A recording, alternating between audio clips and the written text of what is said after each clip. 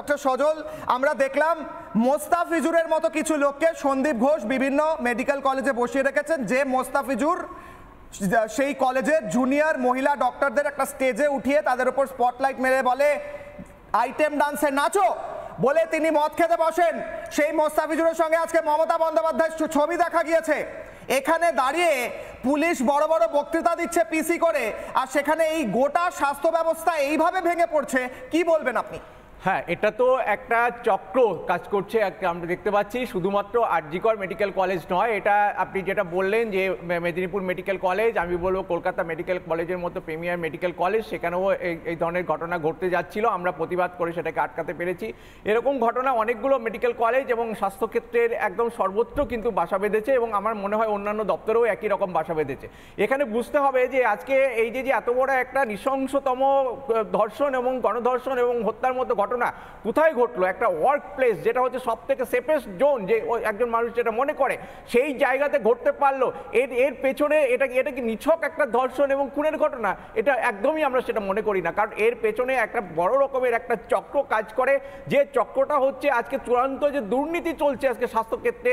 এখানে টেন্ডার থেকে শুরু করে, এখানে আজকে পাস ফেল থেকে শুরু করে, অনার্স পাইয়ে দেওয়া থেকে শুরু করে, আজকে ট্রান্সফার পোস্টিং থেকে শুরু করে সমস্ত কিছুতে যে লক্ষ লক্ষ টাকা সেখানে আর্ন করা হচ্ছে, তোলাবাজি চলছে। সেই তোলাবাজির জন্য একটা সিন্ডিকেট চালাতে হয়, সেই সিন্ডিকেটের জন্য এরকম মাসেলম্যান দরকার হয়। আজকে মেদিনীপুর মেডিকেল কলেজ বলুন, সমস্ত জায়গাতে বিভিন্ন হাসপাতালে এরকম মাসেলম্যান তৈরি করা হয়েছে, এবং সেটা শাসক দলের যদি মদতপুষ্ট না হয়, প্রত্যক্ষ যদি মদত না থাকে, এটা কারোর সাধ্য নেই সেটা করতে পারে। অতএব এই জিনিস আজকে এই চক্র আজকে গোটা রাজ্য জুড়ে তৈরি হয়েছে, যার আজকে আমরা মনে করি এই যে দুর্বৃত্তায়ন হয়েছে, সে তার একটা চরমতম পরিণতি হচ্ছে আজকে আরজিকর মেডিকেল কলেজের আমাদের এই তরুণী চিকিৎসক এইভাবে ধর্ষণ এবং খুনের মতো ঘটনা।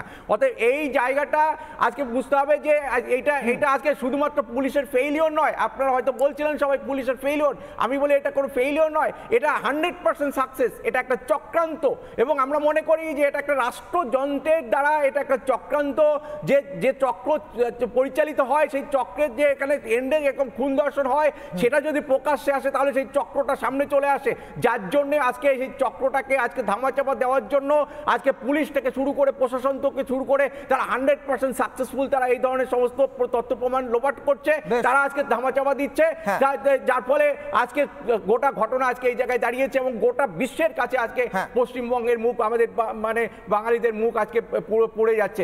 এই লজ্জার জায়গা থেকে আমরা সার্ভিস ডক্টর ফোরামের পক্ষ থেকে আমরা প্রিন্সিপাল সেক্রেটারি থেকে মমতা ব্যানার্জি সবাইকে আমরা ডেপুটেশন দিয়েছি যে ইমিডিয়েট এই চক্রগুলোকে ধ্বংস করতে হবে, এবং চক্রগুলোকে ধ্বংস না করলে কখনোই এই ধরনের খুন ধর্ষণের ঘটনা বন্ধ করা যাবে না। এটা আপনারা ইমিডিয়েট বন্ধ করুন, সেটা আমরা হুঁশিয়ারিও দিয়েছি, এই কথা আমরা বলেছি। সেই ছবি দেখাচ্ছি আপনাদের, প্রতিবাদের ছবি। আমি অজয় কুমার গুপ্তর কাছে যাওয়ার আগে আমি একবার অনিন্দ্যবাবুর কাছে যাব, তার আগে একটা ছোট্ট কারেকশন। মমতা বন্দ্যোপাধ্যায়ের সঙ্গে অভিজ্ঞদের ছবি রয়েছে, এবং সেই অভিজ্ঞদের ছবি আমরা প্লে করছি। যে অভিজ্ঞকে বলা হয় তিনি নাকি ফিঙ্গারপ্রিন্ট এক্সপার্ট। অভিজ্ঞদের সঙ্গে মমতা বন্দ্যোপাধ্যায়ের ছবি। মমতা বন্দ্যোপাধ্যায়ের পাশে দাঁড়ালে কেউ ফিঙ্গারপ্রিন্ট এক্সপার্ট হয়ে যান কিনা আমি যাব অজয়বাবুর কাছে সেই প্রশ্ন নিয়ে। হাত তুলছিলেন অনিন্দ্যবাবু, 30 সেকেন্ড সময় দিলাম, আমি একজন বলা বাকি আছে এখনো, বলুন। না, আমি একটা কথা বলছি, ডাক্তারবাবু অনেকগুলো অভিযোগ করছিলেন, ঠিকই তো, অনেকগুলো অভিযোগ আছে, সব অভিযোগগুলো তদন্ত কিন্তু সিবিআই করছে। আজকে একটা আপনারা বলছেন দীর্ঘদিনের ব্যাপার, আপনি তো বলেছেন আজকে যে ঘটনা আপনাদের হয়েছে, এটা আমরা দীর্ঘদিন ধরে স্বাস্থ্য ভবনে ডেপুটেশন আজকে যে অভিযোগটা উঠেছে সেই অভিযোগের সারমর্ম এই তদন্তটা কিন্তু সিবিআই করছে। আপনি যে বলছেন ট্যাম্পারিং করা হয়েছে, কেউ বলছে এই ব্যাপারটা তো আমি একটা সিবিআই ছাড়া কিছু বলার আছে, এটা দ্রুত প্রশাসন এখন কিছু হাতে নেই তো। আজকে একটা কথা বলেছিলেন যে ফাঁসির কথা, না আরে আমাকে বলতে বলেছেন ফাঁসির কথা, আমি জানি আমরা ফাঁসি চাই, ওরা চায় না। আপনার পুলিশ এই আজকে যাদের হয়ে আপনারা এত গলা ফাটাচ্ছেন, কেন তাকে জেলে পাঠাচ্ছেন? আরে গ্রেফতার করার কথা সিবিআই করা, আপনি বলুন আপনার ভালো পুলিশ 4 দিন আপনারা কেন জোড়া করেন? এইটার উত্তরটা দিয়ে দিন। কেন বলুন দেহ অজয় বাবু স্যার, আমি আপনাকে প্রশ্ন করব, আজকে যাদেরকে ওখানে নিয়ে যাওয়া হয়েছিল যখন দেহ উদ্ধার হয়, সিভিক ভলেন্টিয়ারদের নিয়ে যাওয়া হয়েছিল, তাদের সঙ্গে নিয়ে যাওয়া হয়েছিল একজন ব্যক্তি যার নাম অভিক দে, তিনি একজন জুনিয়র ডক্টর বলে শুনছি, তাকে বলা হয় পুলিশের এতে ফিঙ্গারপ্রিন্ট এক্সপার্ট। ওই হাসপাতালে অন্য হাসপাতালের আরেকজন ফরেনসিক এক্সপার্ট যিনি যান, তারও বদলি হয়ে গিয়েছে, দেবাশিস সোম, এখন তিনি আইসিইউতে ভর্তি আছেন। যেভাবে কেস হ্যান্ডেল করা হয়েছে স্যার, আপনার কি মনে হয় কমপ্লিট ফেলিওর, নাকি মনে হয় এইভাবে হওয়া উচিত ছিল? প্রথম কথা হচ্ছে কে যাবে কে না থাকবে ওখানে, তার প্রথম থেকে একটা লিস্ট তৈরি থাকে এবং তাকে অথরাইজেশন নিয়ে একজনের পর একটা খাতা থাকবে, সেইখানে সই করে করে ঢুকবে, তবে তো ডকুমেন্টেশন। তাহলে কোর্টে যখন সাক্ষী হবে, তাহলে কে ঢুকেছিল সাক্ষীটা নেওয়া হবে কি করে? সেই জন্য সেইটা সবসময় একটা অ্যাকসেপ্টেড প্রসিডিওর এটা, এবং সব জায়গায় এবং বেশিরভাগ মানে অন্য কান্ট্রিতে এইটাই ফলো করা হয়, যাতে লেট ডাউন পলিসি যা আছে তার বাইরে বিচ্যুতি না ঘটানো। তবে তো আমি আসল সত্যতে উপনীত হব, তা নইলে যদি সত্যকে উপনীত হতে গেলে আমার যা যা করার কথা সেগুলো যদি আমি না করি, তাহলে আমি পাবো কোত্থেকে? তাই জন্য অটোমেটিক্যালি অনেক সময়তে আমাদের দেখা যাচ্ছে যে আলটিমেটলি অনেক সময় ফেলিওর হচ্ছে রেজাল্ট অফ ইনভেস্টিগেশন। তার কারণ হচ্ছে এইটা, যে সঠিকভাবে কিছু হচ্ছে না, কে এসছে, কোথা থেকে এসছে, কি তার লোকাল স্ট্যান্ডার্ড, তার কোয়ালিফিকেশান কি, তার ডেজিগনেশান কি, এগুলো জেনে সেইভাবে করা উচিত। তবে তো তার একটা যে বলবার মতো ক্ষমতা আছে, সেই জিনিসটা তো দরকার। স্যার, এই কেসটা যেভাবে হ্যান্ডেল করা হয়েছে, এইভাবে কি আদৌ স্ট্যান্ডার্ড প্রসিজার? না না, এটা তো মোটেই প্রসিজার নয়। একটা লোকের কি পজিশনে সে কাজ করছে, কোন অথরিটিতে তাকে নেওয়া হচ্ছে, সেটা তো দরকার। সেটা না করলে কি করে হবে? আমি যাকে নিচ্ছি তার উপর তো আমাকে নির্ভর করতে হবে, তবে তো আমি সেই কাজটা উদ্ধার করতে পারবো।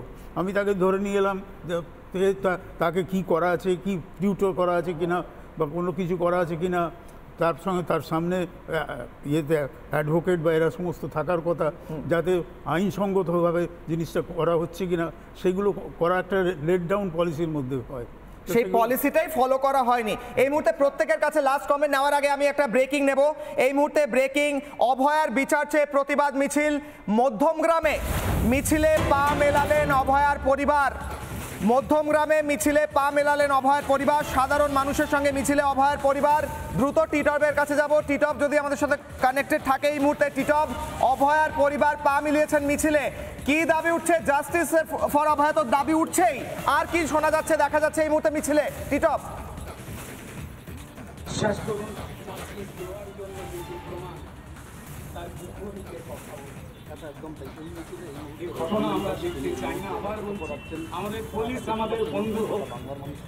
এই মুহূর্তে জাস্টিস ফর অভয়া পথে নামলেন অভয়ার মা বাবা, সেই ছবি একদিকে রাখতে বলবো, আলোচনায় ফিরবো। মধ্যমগ্রামে মিছিলে অভয়ার মা বাবা। সৈকত, হাত তুলছিলে, বলো। আমার শুধু চারটে বক্তব্য। এক, অভিকের সঙ্গে মমতা বন্দ্যোপাধ্যায়ের ছবি। হ্যাঁ, মোস্তাফিজুরের সঙ্গেও আছে। মোস্তাফিজুরের সঙ্গেও আছে সৈকত। হ্যাঁ, সঞ্জয়কে পুলিশ ওয়েলফেয়ার কমিটিতে রেফার করেছিল যে পুলিশ অফিসার, তার নাম শান্তনুবাবু, তিনি কোথাকার ওসি ছিলেন? কালীঘাট থানার। কত প্রভাবশালী শান্তনুবাবু আপনারা সকলে জানেন। 3, সন্দীপ বাবুকে পুরস্কৃত বদলি করেছিলেন কে? মাননীয় মুখ্যমন্ত্রী মমতা বন্দ্যোপাধ্যায়। 4, সন্দীপ বাবুর বডিগার্ড আজগারকে নতুন যখন প্রিন্সিপাল বলছে আপনি এখানে ঘোরাঘুরি করছেন,